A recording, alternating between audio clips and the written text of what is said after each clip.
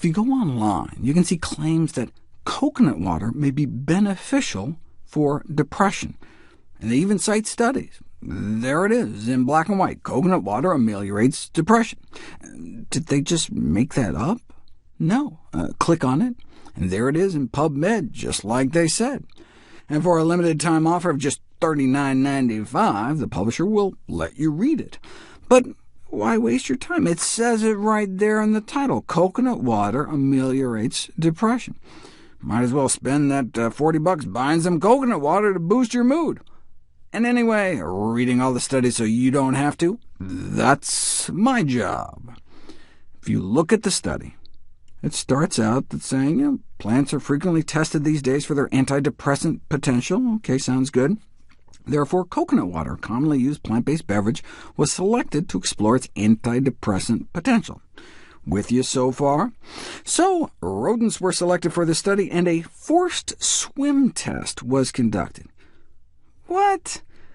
The forced swim test is one of the most widely used tests to explore antidepressant activity. You fill up a transparent cylinder with water over the mouse's head so it's forced to swim, and then you drop a mouse in and see how long the thing struggles to keep from drowning before you see it simply give up and just kind of float to the top.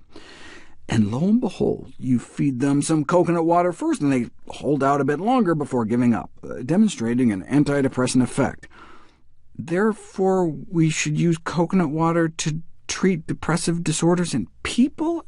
What? I mean, it depresses me to even read such wasted research opportunities. Where did they even get this idea? It was invented by a group of French scientists in the 70s to model behavioral despair. It reminds me of the Harlow experiments with vertical chamber confinement that he called the Pit of Despair, which was basically just a metal contraption with sloped sides. Lock a baby monkey in it for 45 days, and you can produce profound behavioral changes. They end up just kind of hugging themselves in a fetal position. And then afterwards, after 10 weeks alone in the chamber, they exhibit behaviors like contact clinging, where they just come together and hug each other for long periods of time.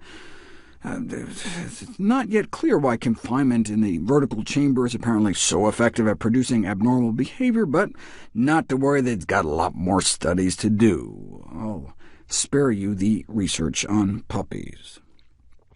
I can see why you'd want some model to test out new antidepressant drugs, but if you want to figure out if pomegranates have antidepressant effects, why not just feed people some pomegranates rather than chucking some mice off the deep end? There are literally thousands of published studies on food or food products using this forced swim test, allowing the egg industry to be like, see, eggs may be an excellent food for preventing and alleviating the conditions of major depression. Why? All because rats struggled longer? Whereas in people, removing eggs from the diet improves mood, though they also removed meat, so it's not clear which did what, or maybe they were just eating more healthy plant foods like soy, which the soy industry is happy to tell you decreases depressive-related behavior in postmenopausal rats who were swimming for their lives. In people, though, the best soy products may be able to do is just work as well as drugs like Prozac and Zoloft, and we all know how little that's actually saying. I mean, the forced swim test is just a reaction to the acute stressful stimulus of being placed in a container without an escape route, whereas human depression reflects a chronic subjective emotional state, an internal emotional state, and to date we haven't been able to ask animals how they're feeling. You can't even just look at human behavior and tell if someone has a depression diagnosis. So it's impossible to conclude that the swim test is some test for human depression. The ease at which thousands of scientists do that, however, is disquieting, that it makes assumptions that discourages critical thought.